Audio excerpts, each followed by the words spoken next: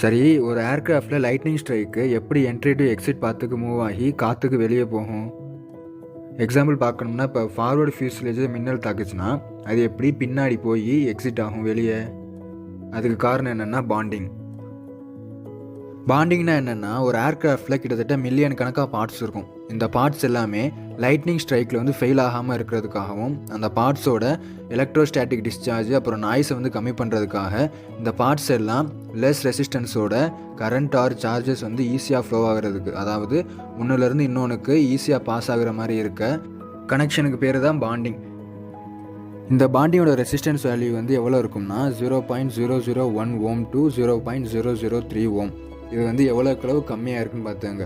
அப்போது எவ்வளோ ஈஸியாக கரண்ட்டு சார்ஜஸ் எல்லாம் ரெசிஸ்டன்ஸே இல்லாமல் எவ்வளோ ஈஸியாக இந்த பார்ட்ஸ் மூலிமா போகும்னு பார்த்துங்க. இந்த பாண்டிங்